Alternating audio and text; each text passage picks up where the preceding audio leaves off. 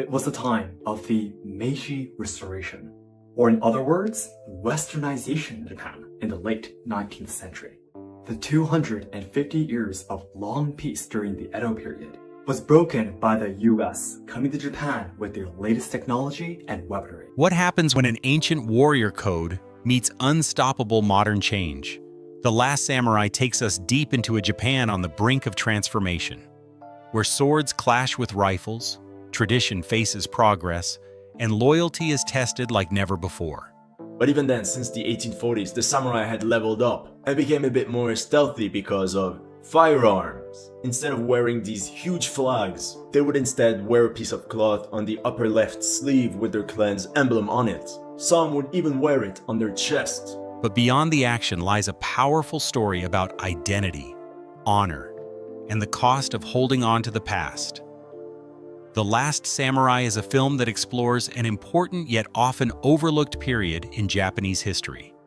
It tells the story of Captain Nathan Algren, a retired American Army officer who was hired by the Japanese government in the late 19th century to train their army in modern warfare. At first, Algren's mission is to help suppress a samurai rebellion, but as the story unfolds, he grows to admire the samurai's way of life, and eventually fights alongside them. However, beyond the personal story, the film is set against the backdrop of the Meiji Restoration, a crucial moment when Japan was undergoing a dramatic transformation from a feudal society into a modern state. To understand the film's setting, it helps to look at Japan's history in the centuries before the Meiji era. From the early 1600s, Japan was ruled by the Tokugawa shogunate, a military government that established a period of peace and stability after a long time of civil wars. This era, known as the Edo period, was marked by strict social order and a policy of national seclusion. The shogunate closed off Japan from almost all foreign contact, banning most trade and forbidding Japanese people from leaving the country. This policy of isolation, called sakoku, was intended to protect Japan from outside influences that might disrupt its society or political system. For over 2 centuries, Japan remained largely isolated from the rest of the world. The samurai, a warrior class that had risen to prominence during the earlier feudal wars, continued to serve their lords, or daimyo, under the shogunate's rule. Samurai were more than just soldiers. They lived by a strict code of honor called Bushido, which emphasized loyalty, discipline, and respect. This code shaped their way of life and gave them a unique status within Japanese society. They were akin to the knights of medieval Europe, and their influence extended beyond the battlefield into politics and culture. However, by the mid-19th century, this long period of isolation was about to end. The rest of the world was rapidly changing, with industrialization spreading across Europe and North America and empires expanding their reach. Japan's closed-off feudal society was becoming increasingly outdated and vulnerable.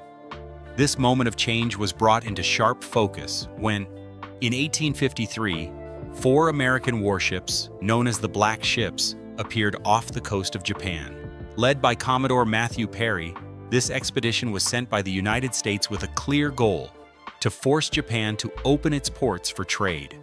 Perry's arrival was a shock to the Japanese government and people. The sight of these large, steam-powered ships was unlike anything they had ever seen. Perry delivered a clear ultimatum. Japan had 1 year to agree to open its borders or face the consequences, which implied the threat of military force. The idea of submitting to foreign demands was deeply unsettling, but Japan was not in a position to resist. True to his word, Perry returned the following year with a larger fleet, making it clear that the United States was serious about establishing relations.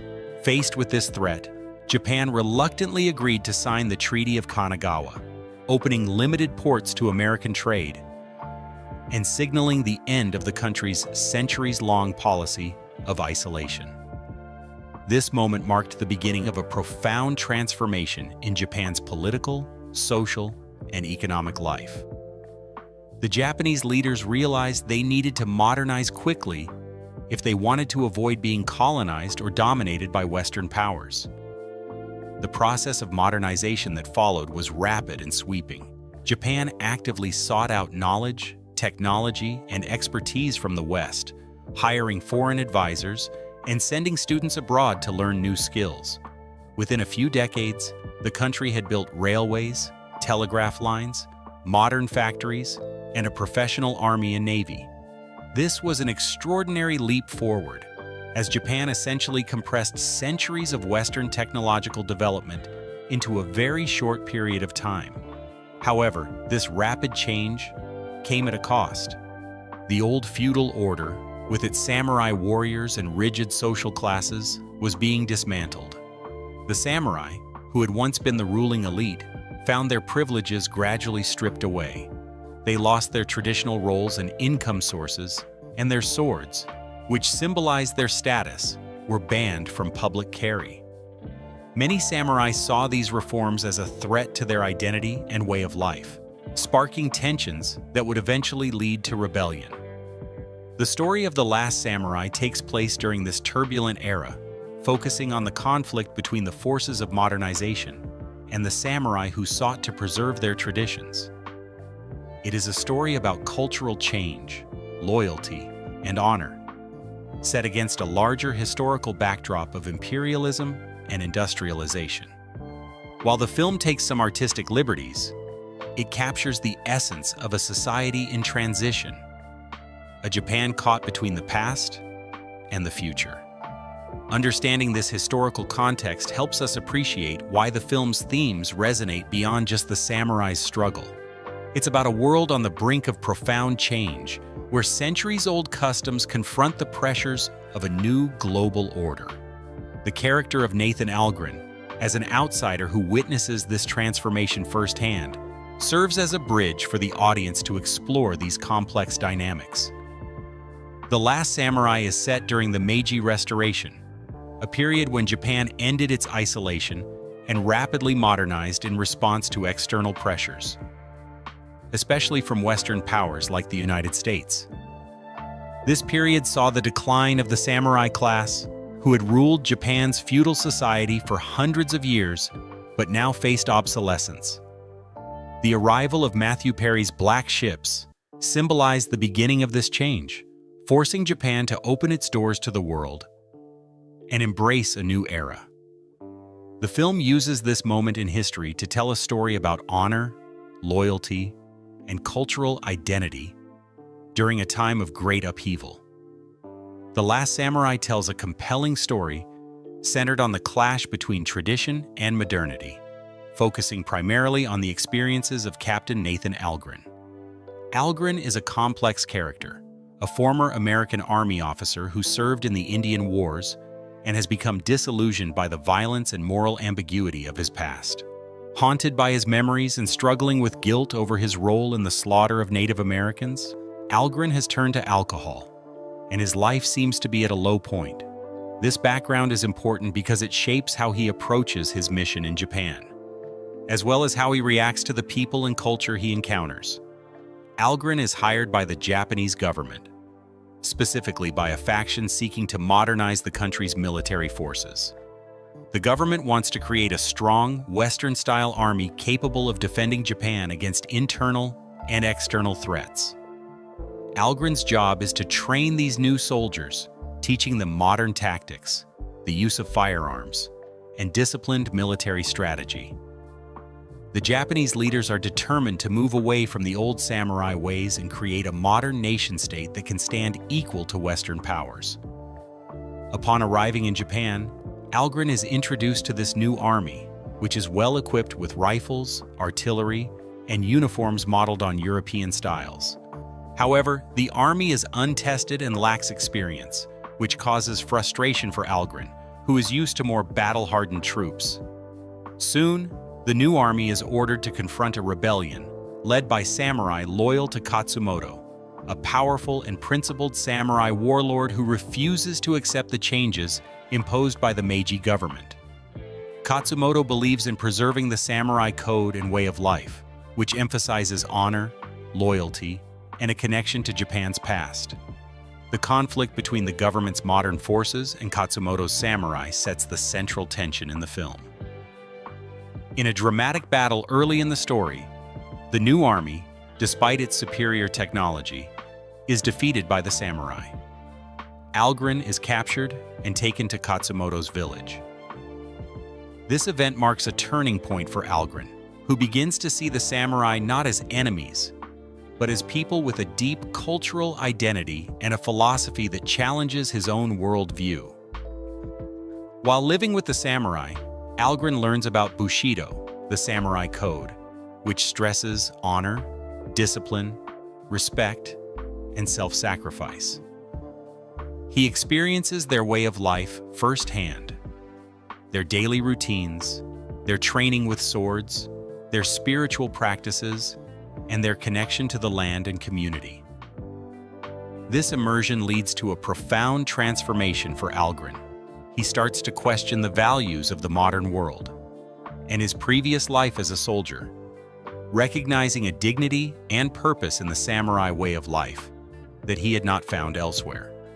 One of the key characters in the film, alongside Algren, is Katsumoto himself. Katsumoto is portrayed as a dignified and wise leader, deeply committed to the samurai tradition, but also aware of the need to adapt. He is not portrayed as a villain, but rather as a tragic figure caught between two worlds. His respect for Algren grows over time, and their relationship becomes one of mutual understanding and respect, despite their different backgrounds. Katsumoto's loyalty to the samurai cause is unwavering, but he is also portrayed as thoughtful and pragmatic, which adds depth to his character.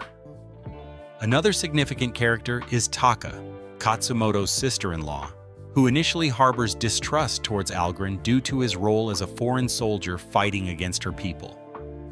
However, as Algren spends more time with the samurai, their relationship develops into one of quiet affection and respect.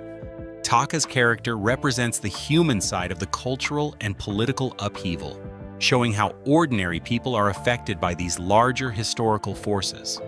The film also features several supporting characters who represent different perspectives within Japanese society. For example, the Emperor Meiji himself appears as a symbol of the new Japan, embodying the push toward modernization and westernization.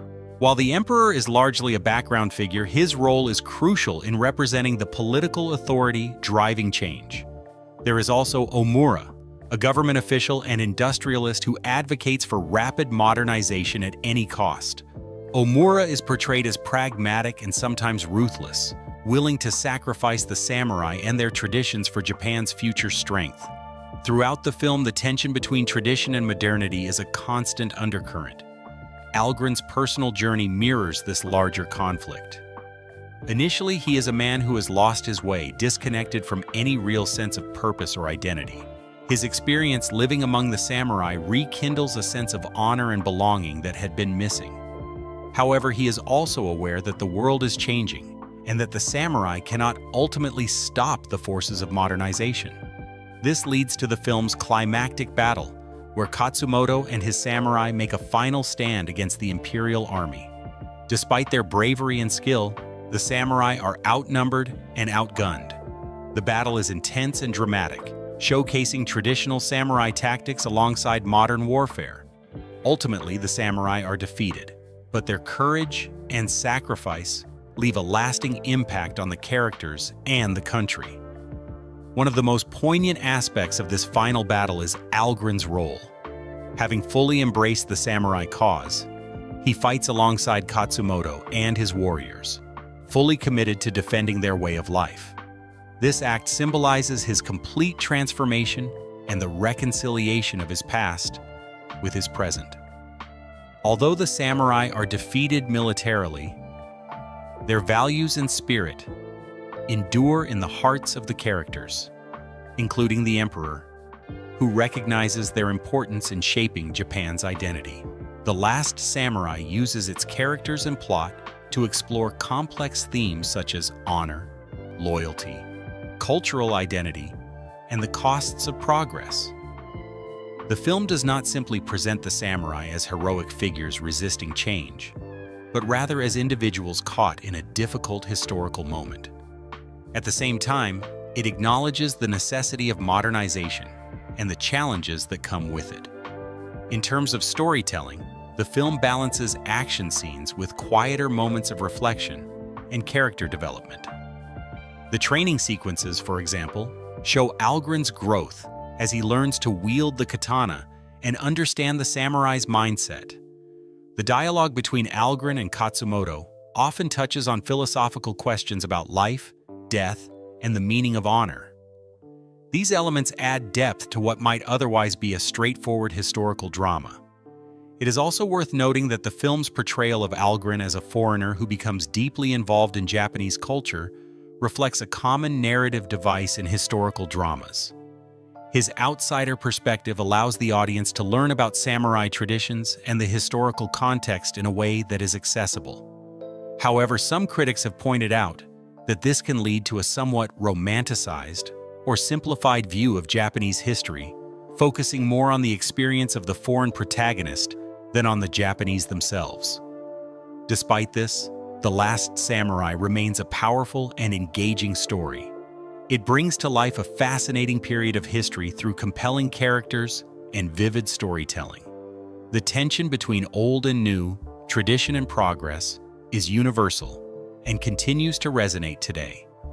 Through Algren's journey and his relationships with Katsumoto, Taka, and others, the film invites viewers to consider the value of cultural heritage and the complexities involved in societal change. The story of The Last Samurai is set against the backdrop of one of the most significant and transformative periods in Japanese history, the Meiji Restoration. This era, which began in 1868, marked a radical shift from centuries of feudal rule under the Tokugawa shogunate to a new form of government centered around the emperor and rapid modernization. Understanding this historical context is essential to fully appreciate the film's themes, characters, and conflicts. Before the Meiji Restoration, Japan had been largely isolated from the rest of the world for over 2 centuries, under a policy known as Sakoku. This policy, enforced by the Tokugawa shogunate, limited foreign influence and trade, aiming to preserve Japan's traditional social order and culture.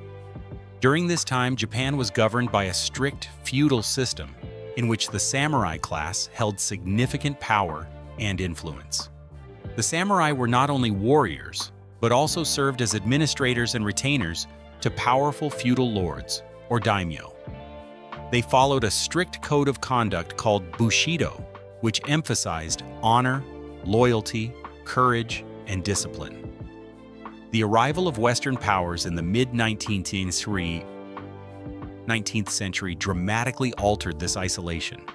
In 1853, American Commodore Matthew Perry sailed into Tokyo Bay with a fleet of warships, demanding that Japan open its ports to trade.